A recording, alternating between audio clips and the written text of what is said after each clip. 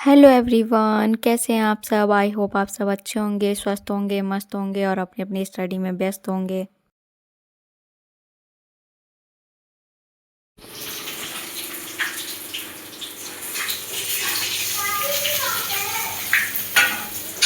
Evening snack में मैं बना रही हूँ ब्रेड पकोड़े, क्योंकि मेरी डॉटर की डिमांड थी कि मम्मा मुझे ब्रेड पकोड़े खाने हैं।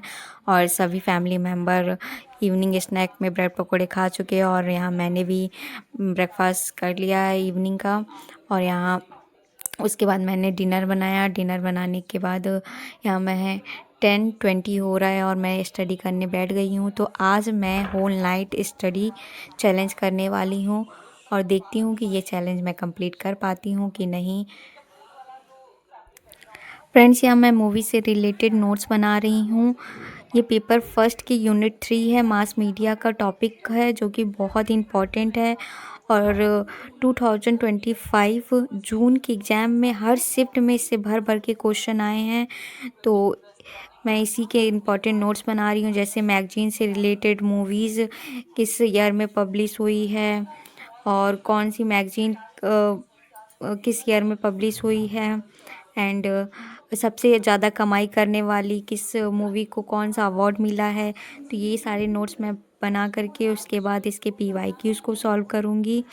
और डेफ़िनेटली इस बार भी दिसंबर 2025 में इससे रिलेटेड बहुत सारे क्वेश्चन पूछे जाने हैं। तो आप सभी भी इससे रिलेटेड नोट्स बना लीजिए और इसके PYQs मैं उसके बाद सॉल्व करूँगी। और ये बहुत ही इम्पॉर्टेंट टॉपिक है और अगर आप इसको सॉल्व कर लेंगे तो डेफ़िनेटली 2 या 3 क्वेश्चन आपको डेफ़िनेटली एग्ज़ाम में देखने को मिलेंगे, क्योंकि लास्ट ईयर की जब मैंने PYQs को एनालिसिस किया तो देखा कि इसमें बहुत सारे क्वेश्चन पूछे गए हैं। फ्रेंड्स, पेपर 1 के लिए मैं PYQ सॉल्व करती हूँ यूथ कंपटीशन से। इसमें एक्सप्लेनेशन बहुत अच्छे से दिए गए हैं और ये बहुत ही बेस्ट बुक रहेगी फॉर PYQs। अगर आप लोगों ने कोई बुक नहीं परचेज़ की है तो आप इसे परचेज़ कर सकते हैं। ऑफ़लाइन भी परचेज़ कर सकते हैं एंड ऑनलाइन भी परचेज़ कर सकते हैं।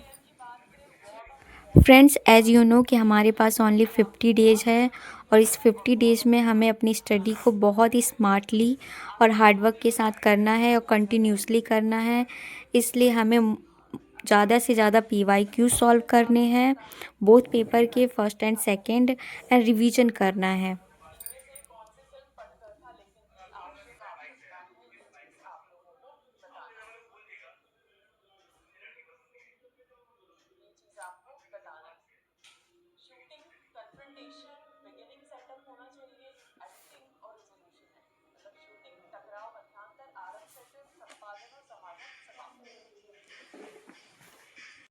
फ्रेंड्स, अब मैं सॉल्व करने जा रही हूँ RC रीडिंग कॉम्प्रिहेंशन, जो कि पेपर फर्स्ट की यूनिट 3 है और ये बहुत इंपॉर्टेंट है क्योंकि पेपर फर्स्ट में इससे रिलेटेड 5 क्वेश्चन आते हैं।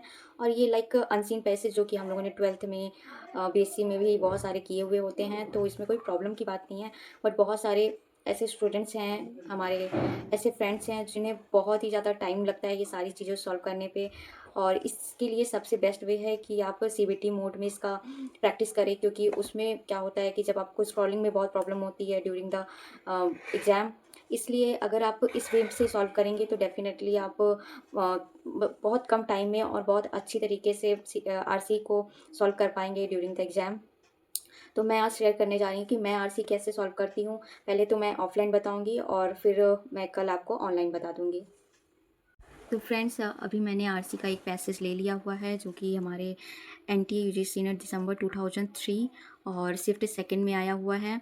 तो ये है हमारे RC का पैसेज, आप देख सकते हैं। ये हमारा इंग्लिश में गिवन है और ये हिंदी में है। तो आप जिसमें कन्वीनियंट है, हिंदी पर में कन्वीनियंट है आपको तो आप हिंदी में सॉल्व करिए, और अगर इंग्लिश में है तो इंग्लिश लैंग्वेज में सॉल्व कर सकते हैं। बस आप जो भी लैंग्वेज चूज़ करते हैं तो। और सबसे इम्पॉर्टेंट बात, अगर आप अपने फॉर्म में हिंदी लैंग्वेज सिलेक्ट करते हैं तो आपको बोथ लैंग्वेज मिलेगा, और अगर इंग्लिश सिलेक्ट करते हैं तो ओनली इंग्लिश लैंग्वेज आपको आपके एग्जामिनेशन सेंटर पे मिलेगा, जो कि मतलब आपके CBT मोड जो एग्ज़ाम देंगे उसमें। तो मैंने तो हिंदी चूज़ किया है क्योंकि मैं बहुत सारी चीज़ें हिंदी में भी करती हूँ, और सबसे ज़्यादा तो मैं आरसी हिंदी में ही ज़्यादा प्रेफरेंस करती हूँ क्योंकि थोड़ा ईजी लगता है। बहुत सारी स्पेलिंग्स ऐसी होती है, उनके मतलब नहीं समझ में आते हैं तो वो थोड़ा डिफ़िकल्ट हो जाता है, इसलिए मैं ज़्यादातर तो हिंदी प्रेफर करती हूँ क्योंकि सेकेंड पेपर जो मेरा है वो हिंदी में ही मैं सॉल्व करती हूँ। तो चलिए, सबसे पहले मैं क्या करती हूँ, मैं पैसेज को नहीं रीड करती हूँ। इससे क्या है, क्योंकि इतना टाइम ही नहीं रहता है और बहुत सारा मतलब करना होता है पेपर फर्स्ट या पेपर सेकंड, तो मैं सबसे पहले क्वेश्चन रीड करती हूँ। जैसे कि दिया है, मूंगा चट्टान निम्न के कारण महत्वपूर्ण है। तो जैसे मैंने क्वेश्चन पहले रीड कर लिया, अब मैं पैसेज को रीड कर लूँगी। मूंगा चट्टान महासागर के जैविक रूप से सर्वाधिक विविधतापूर्ण पारिस्थितिकी तंत्र है। जैसे कि गोताखोरों के ज्ञात है, मूंगा चट्टानों के विस्मयकारी समुद्री जीवन में हजारों समुद्र मछलियाँ, मोलस्क और जलसाही रहते हैं। वास्तव में मूंगा समुद्र चट्टान जीव वर्तमान कोमी से लेकर मूंगा ब्रंश रंग गोभी टेबल टाप तार की लकड़ियों और वास्तु जैसे स्तंभों जैसे अद्भुत आकृतियों में हजारों मूंगा प्रजातियां वहाँ विद्यमान हैं। जैसे मैंने एक पैरा इसका रीड कर लिया, अब हम क्वेश्चन पे जाएंगे। तो इसमें गिवन है, ये विनाशकारी देशों में कुल पकड़ी गई और जो आंसर है उसको मैं हाइड कर दूंगी।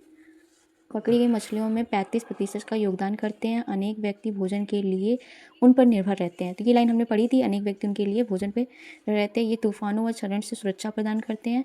ये एशिया में 100 करोड़ व्यक्तियों हेतु भोजन प्रदान करते हैं। वे वैश्विक तापन का कारण है। तो एक बार हम और चाहते हैं, क्योंकि मैंने जो भी क्वेश्चन में ऑप्शन से गिवन थे उनको पढ़ लिया है, तो इसको हम सेकेंड जो हमारा पैरा है उसको रीड कर लेते हैं। मानव जाति की बहुत सारी तटवर्ती क्षेत्रों में रहती है। अनेक व्यक्ति तूफानों के और अर्जुन के क्षरण से सुरक्षा व भोजन के लिए जीवित मूंगा चट्टानों पर निर्भर रहते हैं। ये लाइन करेक्ट है। उसके लिए सभी चिकित्सा अनुदान, पर्यटन, प्रकृति सौंदर्य के अतिरिक्त लाभ है। विकासशील देशों में पर्यटन व प्रकृति सौंदर्य के अतिरिक्त लाभ है।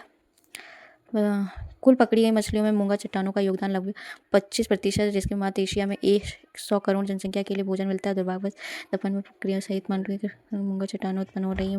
बढ़ती तपन में मूंगा चट्टानों और इनकी क्षति होती है। तो चलिए, हमारा क्वेश्चन का आंसर बहुत ही अच्छे वे में आ गया है। तो हमने ये पढ़ा था, ये तो नहीं आएगा, ये विनाशकारी देशों में कुल पकड़ी गई मछलियों का 35 तो है नहीं, 25 था इसमें।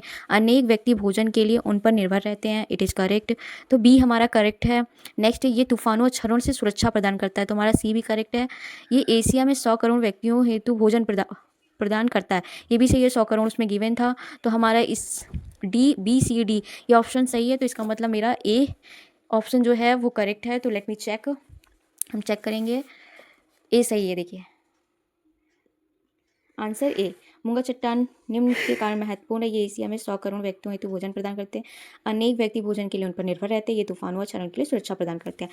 तो अगर आप ऐसे सॉल्व करेंगे तो ये बहुत ही ज़्यादा ईजी हो जाएगा, और थोड़ी सी और स्पीड हमको बढ़ानी है। वो कैसे कि जो भी आपका मेन है, जैसे आपने इसमें 4 ऑप्शन गिवन है, तो आप इनकी एक एक लाइन जो भी, जैसे 100 करोड़ है, 35 करोड़ है, ये आपको इधर से हाईलाइट करना पड़ेगा। जब भी आप पैसेज पढ़ें और उसमें थोड़ा सा हाईलाइट करना पड़ेगा, थोड़ा सा ध्यान से डीपली पढ़ना पड़ेगा, तो आप विदिन 15 मिनट के अंदर आप अपना एक पैसेज सॉल्व कर सकते हैं। 15 या 10 मिनट बहुत है एक पैसेज सॉल्व करने के लिए, अगर आपकी स्पीड अच्छी हो जाए। और ड्यूरिंग द एग्जाम तो 10 मिनट्स में ही हमारा हो जाना चाहिए। तो इस तरीके से मैं अपने पैसेज को सॉल्व करती हूँ। फ्रेंड्स, अभी टाइम हो रहा है 1:15 और मैं सॉल्व कर रही हूँ मैथमेटिकल रीजनिंग के PYQs, टाइम एंड वर्क। और अब तो मेरे बैक में थोड़ा सा पेन भी होने लगा है, और मैंने 4-5 दिन से ब्लॉग भी नहीं डाला क्योंकि मेरा फ़ोन थोड़ा सा ख़राब हो गया था। तो अब मेरा फ़ोन सही होके आ चुका है, तो आई होप मैं कंटिन्यूसली ब्लॉग ज़रूर डालती रहूँगी। और अगर आपको मेरे ब्लॉग्स अच्छे लगते हैं, वीडियो अच्छा लगता है, तो please like, share, comment. Friends, मैंने मैथमेटिकल रीजनिंग में profit and loss topic and SI CI का टॉपिक और रेशियो का टॉपिक, नंबर सीरीज़ का टॉपिक, इतने टॉपिक्स मैंने अभी कंप्लीट कर लिए हैं। और अभी मैं टाइम एंड वर्क कर रही हूँ, एज यू नो। और ऑलमोस्ट मेरी ये टॉपिक उसके बाद मैंने मैथमेटिकल रीजनिंग से रिलेटेड PYQs की प्रैक्टिस की। और यहाँ मैं बहुत ज़्यादा टायर्ड हो गई थी क्योंकि मेरे बैक में कंटिन्यूसली बैठने से पेन होने लगा था। और टाइम हो रहा है 3:05, तो अब मैं जा रही हूँ सोने। अगर आपको मेरा ये ब्लॉग अच्छा लगा हो तो please like, share, comment and subscribe my channel. Thank you, bye, good night, take care. Keep study.